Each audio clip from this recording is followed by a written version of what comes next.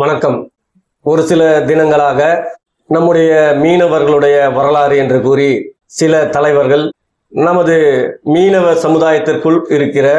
மக்களுக்கிடையே ஒரு வன்மத்தை உண்டாக்கக்கூடிய வகையில் அரசாணை வேண்டும் என்று கூறி தமிழகத்தில் உள்ள பல கட்சியின் தலைவர்களை சந்தித்து மனு கொடுத்து கொண்டிருக்கிறார்கள். இதுவரை தமிழ்நாட்டில் பட்டினவராக, முக்கூவராக, பரவராக, பருவத ராஜகுலமாக, பட்டங்கட்டியாக, வளையராக, நுழையராக, முத்தரையராக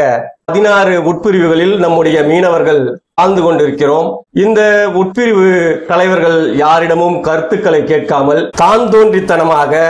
ஒரு சிலர் ஒன்று கூடி நம்முடைய மீனவ சமுதாயத்திற்குள் குழப்பத்தை ஏற்படுத்தும் வகையில் தற்போது ஆண்டு கொண்டிருக்கும் மத்திய பாரதிய ஜனதா கட்சியின் அடிகோடிகளாகவும் 2021 தேர்தலில் நம்மை பழங்குடியினர் பட்டியலில் சேர்ப்பதாக கூறிய திராவிட முன்னேற்ற கழகத்திற்கு அவர்கள் கூறிய வாக்குறுதிகளை நிறைவேற்ற முடியாத காரணத்தினால் அதை மடைமாற்றும் வகையில் தமிழகத்திலே மிகப்பெரிய பிரச்சனைகள்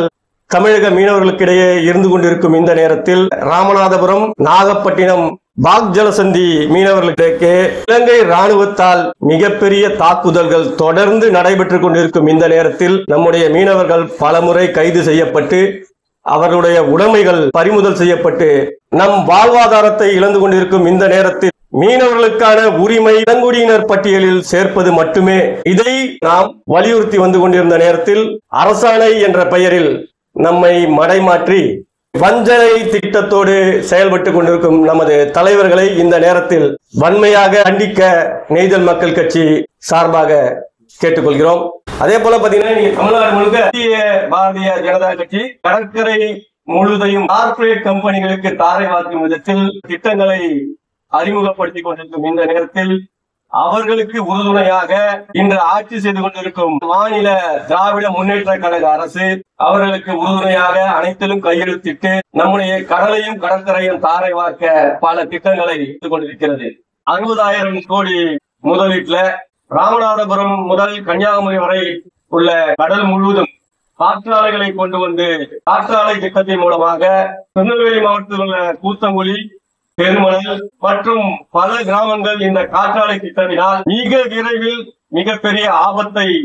சந்திக்க இருக்கும் இந்த நேரத்தில் தூத்துக்குடி மாவட்டத்தில் உள்ள நம்முடைய மீனவ கிராமங்களுக்கு அருகில் உள்ள பல நிலத்தை தூத்துக்குடி துறைமுகத்தின் பெயரை சொல்லி